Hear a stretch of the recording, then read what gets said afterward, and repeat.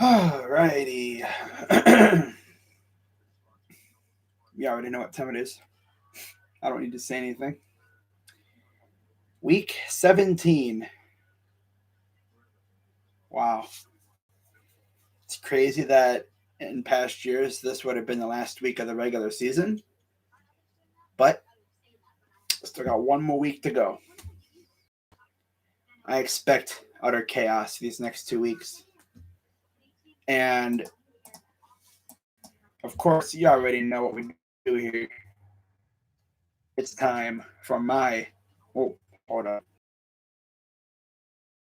What's going on, everybody? Crazy Dog back with my Week 17 picks for the Stephen Rose and Steel Maiden tournaments. I don't think I've been doing too good in these tournaments. Last year, I made it to the final in Stephen Rose's tournament. I don't even know how I'm doing in that one. Probably not very good. Oh, well. It is what it is. So let me mute my monitor here so I don't get background noise from a website. Like that what happened with my one video that I did for the draft. JOK. Never forget that video. Freaking had a stream going in the background. Forgot to mute it or whatever. And I had feedback in the video. Completely ruined it. It was an awesome reaction too. Oh well. So, of course, no Thursday games anymore. They're done for the year. So every game is going to be Sunday and Monday. I think we have one more. This is the last Monday night game of the year coming up. And it just happens to involve the Browns. Because of course it does. I'm not going to spend a lot of time on these picks. Of course I say that. And I wind up doing an hour-long stream talking about everything else. And then the picks come in every 5 minutes. But all right, so let's get in with these matchups. Okay, let me pull up the broadcast schedule for January 2nd and 3rd, 2022. God, that's weird. 2022. God, man. Wow. But anyways, starting us off, Sunday afternoon slot, 1 o'clock, we got ourselves the 8-7 Philadelphia Eagles, who, believe it or not, are still in the running for a playoff spot.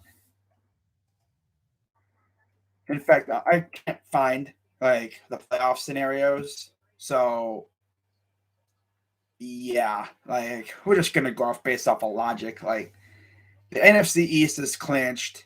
The NFC West, I think, can be clinched this week. The NFC North was clinched a couple weeks ago. The AFC South is still up for grabs. The AFC West is clinched up by the Chiefs, 6th straight year. The AFC East is still up for grabs. The AFC North, obviously. So, the North and the NFC, it's the North and the East have been clinched up. I think the South too. I'm pretty certain the South has been locked up tight too.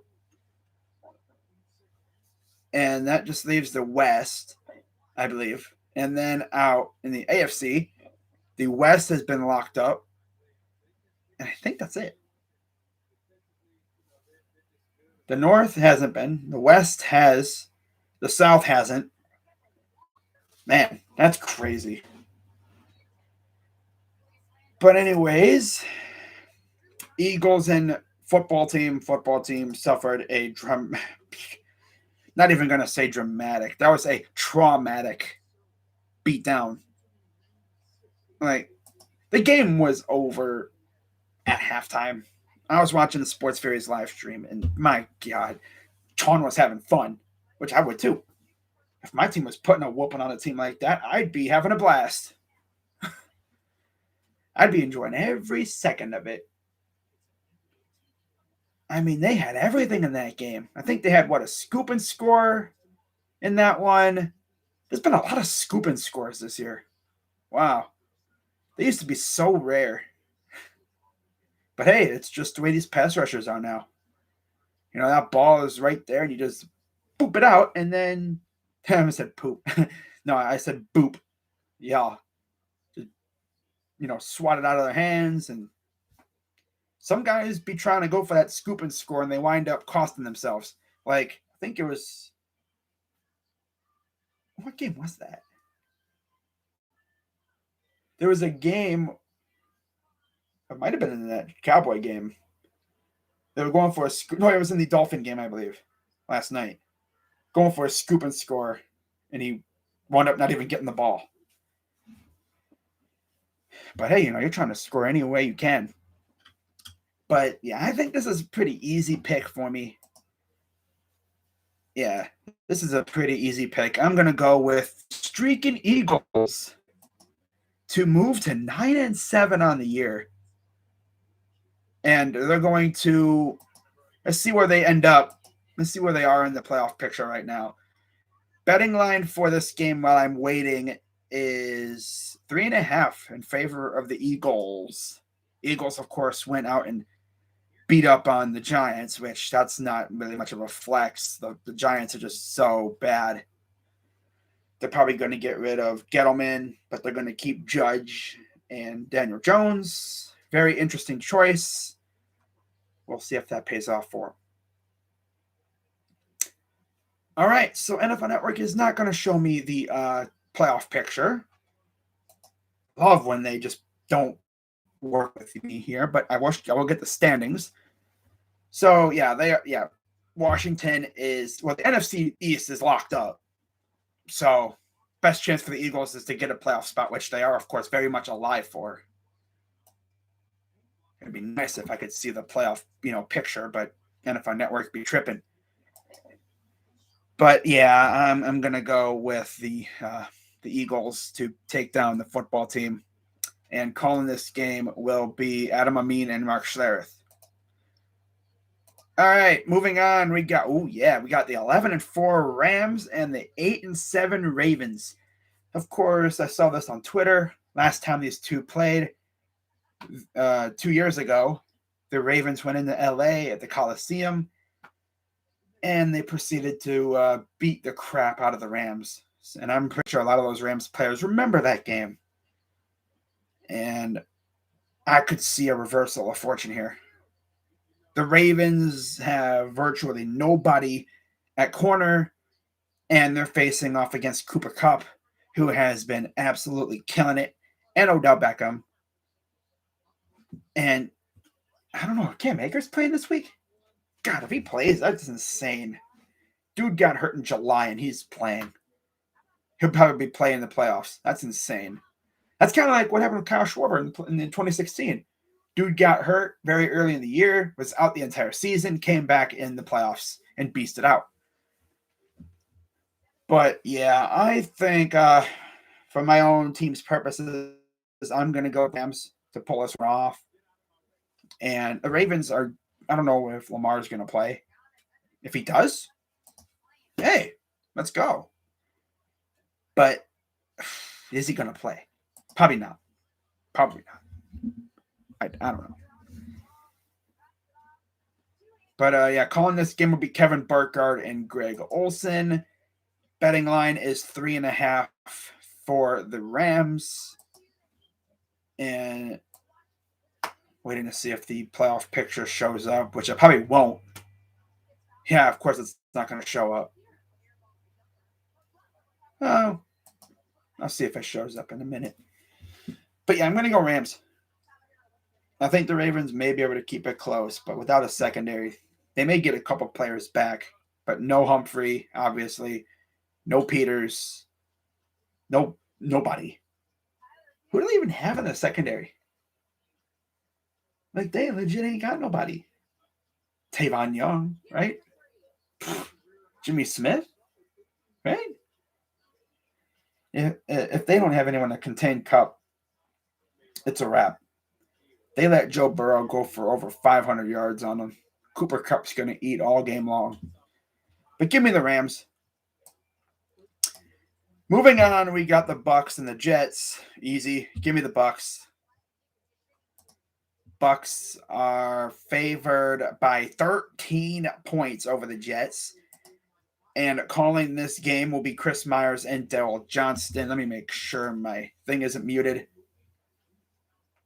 Oh, look who decided to pop in. Freaking D1 Chosen. Yeah.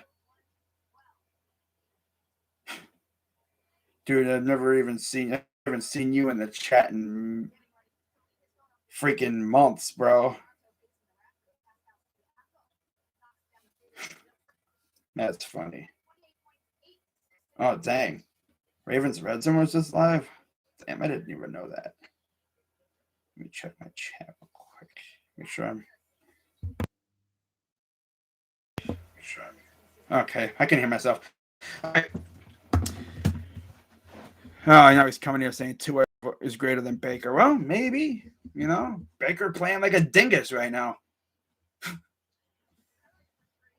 It's crazy that the Dolphins were 1-7, and then all of a sudden they just pull off 7 straight wins. Must be nice, But I'll probably be talking about the Dolphins here in a second, because they got to play an old friend of theirs in Ryan Tannehill. And yeah, in this game, I'm definitely going Buccaneers. I mean, the Jets are trash. They look, I guess, a little bit better. Like, yeah, it'll be a couple of years before they're maybe good. But I think Salah's got them looking in the right direction. As long as Zach Wilson can stay healthy and if their weapons can develop, they'll be all right. Just kind of sucks that they're in a division with Mac Jones and Josh Allen. And then Tua. The AFC East could be fun to watch in a couple of years, for sure. But I got to go Bucs. Brady's on a mission again. And I just don't see that. I mean, he owned the Jets when he was with the Patriots, and he's going to continue to destroy the Jets, this time with the Bucs. Give me Tampa. Moving on to the 8-7 Dolphins and the 10-5 Titans. And, of course, D1 Chosen in the chat, Dolphins fan. The Dolphins were once 1-7, and now they are 8-7. And a quick peek at the standings, and believe it or not, they actually AFC East title. Who would have thought they would have a chance at the AFC East title?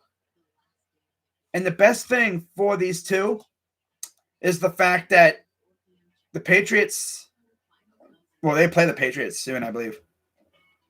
But the Bills, I think, just beat they lost to the Patriots the second time. That's right. Because that was when it was windy and Mac Jones threw it only 3 times. That's crazy. But that's going to be a huge game. Of course, the Bills play the Falcons. I'll get to that game in a minute. Patriots play the Jags. So if you're a Dolphins fan, you are hoping and praying that Matt Ryan and Trevor Lawrence come up clutch and take down the Patriots and the Bills. Do I think it's going to happen? I mean, you have a better chance of Matt Ryan beating the Bills than Trevor Lawrence beating the Patriots. I just don't see the Jags winning that game.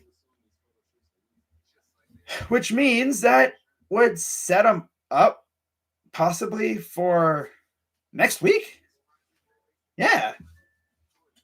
That would be a very interesting matchup next week. But yeah, Dolphins, Titans in Tennessee. Tennessee escaped against the Niners because Jimmy G derped very hard at times. I mean, the dude threw an interception in the end zone that had me looking like, what are you doing, bro? Do it right to a guy. He's missed some open guys. He pulled a Baker. He had, I think it was Juszczyk, wide open. Probable touchdown. Dude overthrew him. Like, Jimmy, bro. And I don't even, is he even playing this week, by the way? I don't think so. I think it'll be Trey, right? Trey Lance playing this week, I think. All right. Playoff hopes on the line with your rookie quarterback going in there. That should be fun for the 49ers fans. But honestly, there's nothing telling me that the Dolphins could lose this game. If they keep playing like they've been playing, they are going to beat the Titans. Imagine that, facing your old quarterback and then going out there and beating your old quarterback. The guy who essentially led you to the playoffs in 2016, and then he hurt. I think you had, Matt Moore starting? And you were keeping up with the Steelers, and then you lost. Dolphins could legit be a dark horse for the playoffs. You know? I mean, D1's probably like, dude, like, Browns suck. Okay. You think I don't know that? I watch this team every week. I mean, we can't get out of our own freaking way. And the crazy thing is, we're only like, if we take care of business and everything falls our way, next week we'll be for the AFC North title, Cleveland and Cincinnati. But with the way our luck's going, we're probably not going to have any luck at all. You know, I could see like the Bengals beating the freaking Chiefs, or we lose to the Steelers. Because if we lose, it doesn't matter. It would just be so Browns to completely fumble the bag again. God. That's all we've been doing is fumbling the bag lately. We literally had the freaking AFC North, like, first place right there, up for grabs. And we did like the, nah, we don't want it. Nope. I don't know what it is with these teams in the AFC North, but nobody wants to win the freaking division. Of course, like I said, the Bengals wound up taking first place. And for all we know, they're probably going to win their game this week. And although the Chiefs are definitely not going to lay down.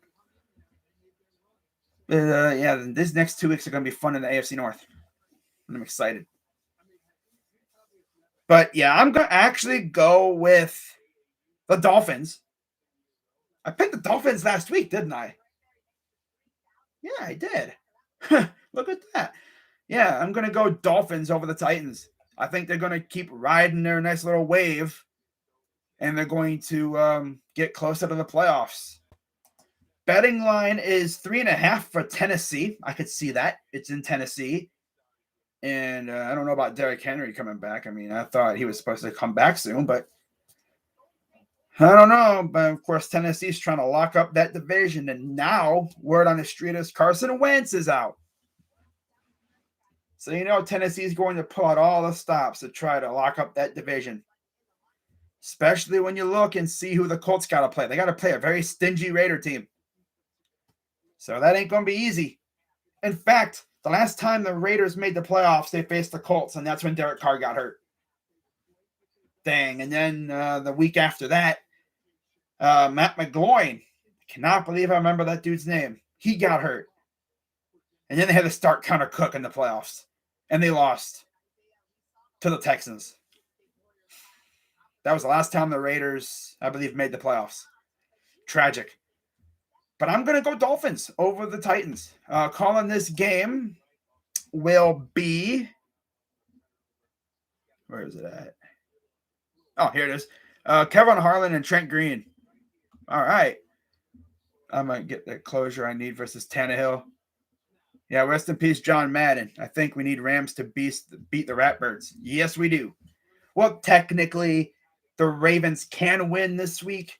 But if they do, they must lose to the Steelers next week. That's the way it is. That's the way it's going to be. If they don't lose this week, they got to lose next week. That's what it's got to be. Although I think the Rams are going to take care of business against the Ravens, especially if Lamar's not playing. All right, moving on. Yeah, I'm going to go Dolphins over the Titans. Moving on, we got the 9-6 Patriots and the 2-13 Jags. Gee, I wonder who I'm picking. I don't know. I'm going to pick the Jaguars. No, I'm picking the freaking Patriots. Enough said. End of story. Give me the Patriots. Catalan and James Lofton are calling this one.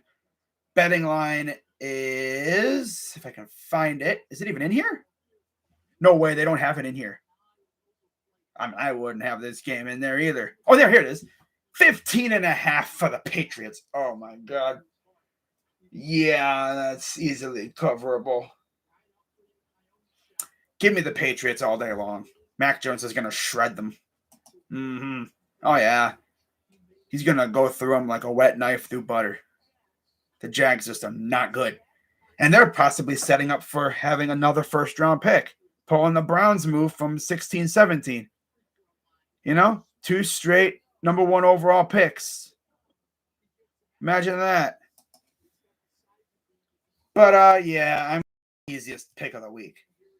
Next, we got the 8-7 Raiders, 9-6 Colts.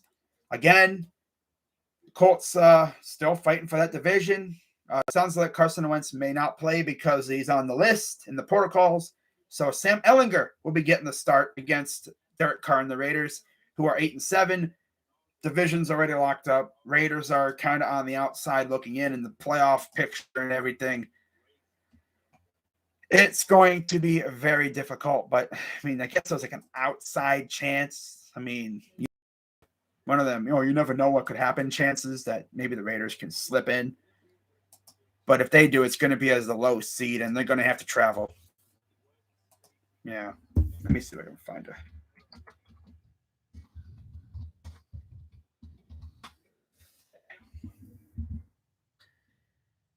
It's going to be very interesting to see how this goes. Betting line for the Raiders is, where is it at? It's always fun trying to find the freaking betting lines. Wait, who am I looking for again? Oh, yeah, Colts. Okay. Should be in here. I don't see a reason why it wouldn't be. It's not in here. Wow. Of course it's not. Oh, well. Not like it really matters. You know what?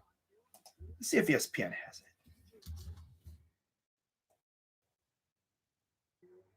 See if ESPN has it. Wow, Minnesota beat West Virginia. Crazy. All right. So ESPN has the betting line on their page. Oh, they don't. Wow. No betting line.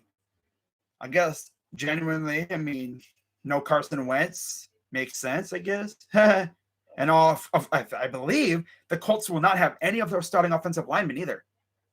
They're all on the list too, I'm pretty sure, or injured. Eee. That is tragic, man. Raiders could win this game. They really could. Colts need this win and a Titans loss to stay alive in the division. But, oh, dang it, man. If their offensive line is out and they have Ehlinger starting, bro, I could see the Raiders legit stealing that game. I'm actually going to pull out. I'm going to pick the upset. I'm going to go Raiders over the Colts. I think the Raiders are riding high right now. They may be able to slip in the playoffs, slide in right as the cage closes.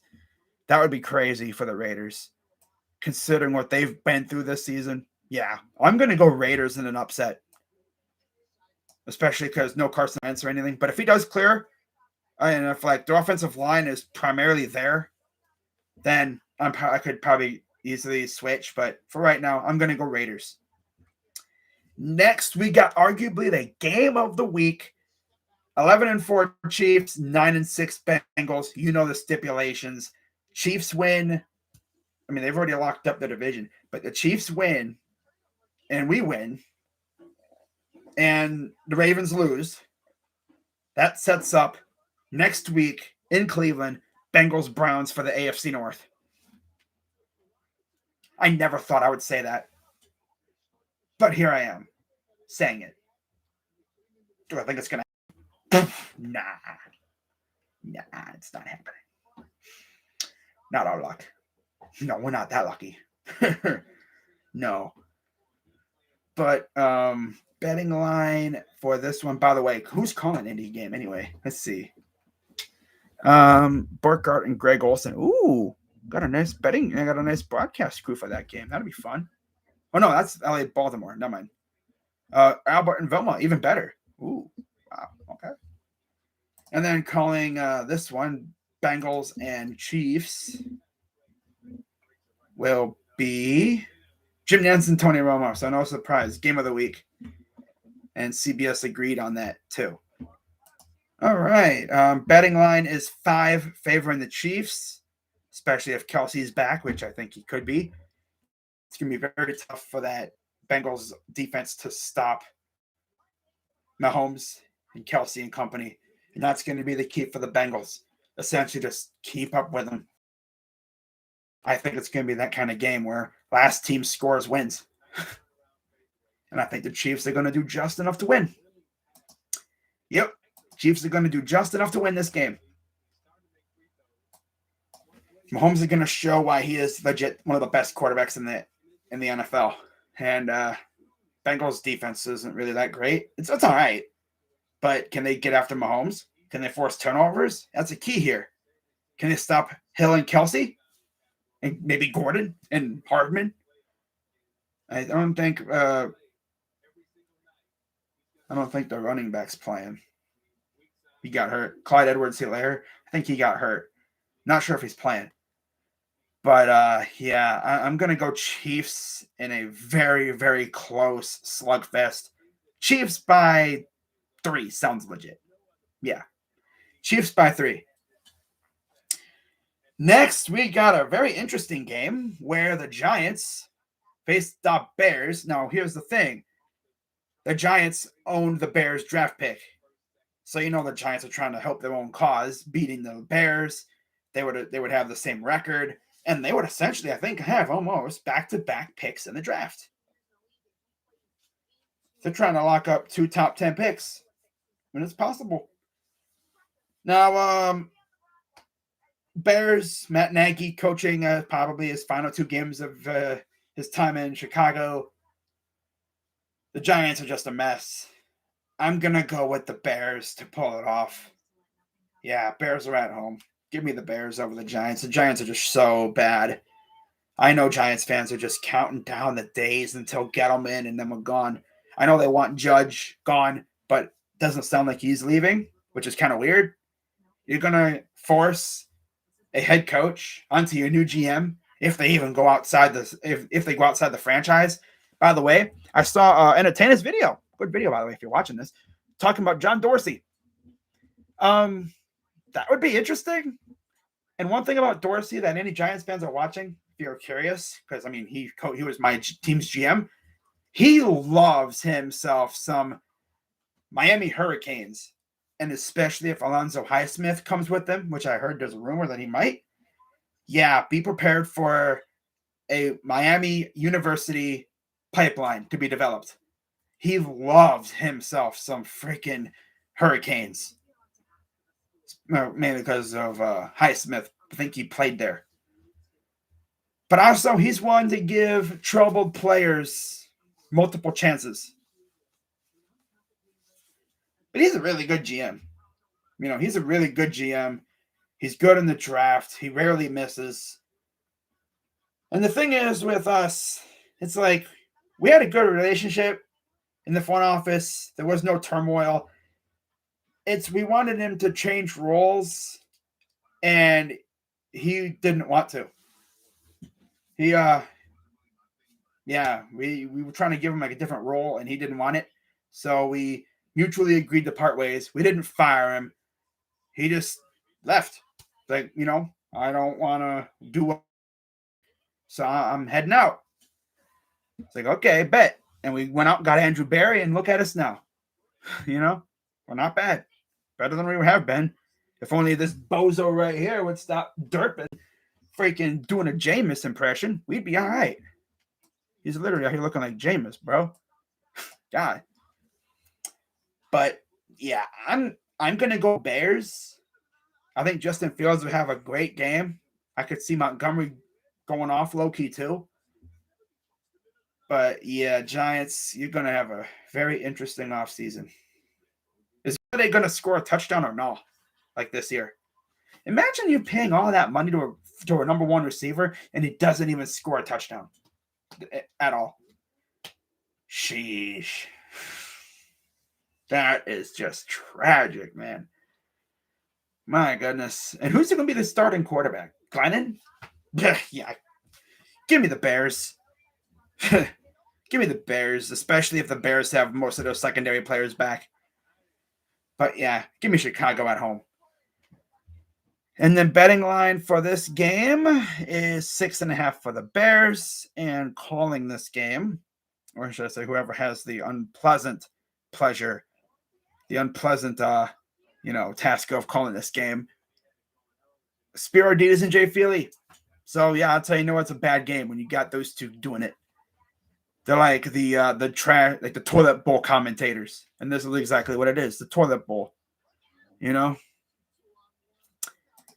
But what's going on, JT? I hope you get your subs views up. What's up, Brody? Yeah. Rest in peace, John Madden. That was crazy to hear about that, man. I remember, playing like Madden 98 and stuff, and hearing him and Pat Summerall. Those two were goated. That's insane.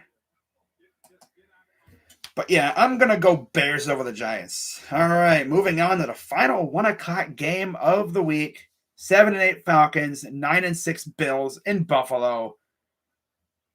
Of course, I talked about earlier, the Dolphins could possibly insert themselves into the AFC race, into the AFC East race, I should say. But yeah, I could see the Falcons taking down the Bills, but it's in Buffalo. And Josh Allen ain't going to lose. No, I don't see it happening. He's trying to win the AFC East. And I'm going to go Buffalo over the Falcons. I think it'll be a very close game, but I'm going to go Buffalo to improve to 10-6 on the year. And yeah, they're going to keep up with the Patriots. Calling this game will be Kevin Kugler and Mark Sanchez. And the betting line, do they not have it on here? I don't think they do. Wow, they don't. That's crazy. No, they don't have it. But I'm sure ESPN does. Let's see what ESPN says. All right, let's see what ESPN has to say. Okay. Atlanta and Buffalo. It's a, 14.5 point advantage. Yeah, I'm going to go Buffalo. But like I said, Buffalo's trying to keep up in the AFC East. But hey, the Falcons are trying to go to 500. They're actually still in the playoff race in the NFC, which is insane to think about. But I just think Buffalo is just going to be too good here. Give me Buffalo at home. Calling the next one, Houston and San Francisco. This could low-key be a good game, but I'm going to go San Francisco to essentially pretty much clinch a playoff spot this week. Well, at least they're going to do half what they need to do. I believe they need a Saints loss as well to clinch. And they're facing Carolina, who is not very good. So Niners fans are going to be rooting hard for the Panthers this week. But yeah, calling this game, San Francisco and Houston, will be Greg Gumbel and Adam Archuleta. And the betting line is 12.5 for the 49ers. As long as Jimmy G doesn't go out here acting like a stupid idiot, or Trey Lance. If Trey Lance is starting, that's even better for them. I think Trey Lance is going to ball out if he plays. But yeah, give me the Niners. Next, we got the 7-8 Broncos, 8-7 Chargers in LA. This could be a fun matchup. But I'm going to go with the home squad. Give me the Chargers to beat the Broncos. I think it could be by less than a touchdown. I think that'd be nice. Betting line, 5.5 for the Chargers. And calling this game will be Ian Eagle and Charles Davis. Next, speaking of the Niners, they need the Saints to lose, and they face the Panthers. 425. I think this game could go either way. It depends on who's starting for the Saints. If it's Ian Book again, I could see the Panthers, jumping on them and maybe taking them by surprise. But if it's, not Ian Book, if it's like Simeon or whatever, Saints, I think, could win. It's going to be a very close game. Betting line on this one, if it's even up here. I don't even think it is, to be honest. I don't see it. No. So, betting line for this one, according to ESPN, 6.5 for the Saints. So, yeah, I think I'm going to roll with New Orleans in a very close. I think it could. But, yeah, give me the Saints to pull it off in the Terror Dome. If this was in Carolina, I would actually think about giving it to Carolina, but I'm going to go with the Saints at home. And unfortunately for the 49ers, they're not going to be able to clinch yet. But they'll be very close. I think all they would need next week is a win, and they're in. And then we got the Lions and the Seahawks. Oh, God. Goff versus Russell Wilson. Wow. These two know each other quite well. 2-12-1 Lions, 5-10 Seahawks. God, 5-10. First time since 2011 the Seahawks are going to have a losing record. And I got the Seahawks winning. They actually could have beaten the Bears last week, but they fell short. Give me the Seahawks. Pretty easy pick. I could see the Lions keeping close, but they're not going to win. Give me the Seahawks by 7. And calling this game will be Gus Johnson and Aqib Talib. Man, Gus loves calling the Lions. I get it. He's from Michigan, but dang, bro. But yeah, give me the Seahawks.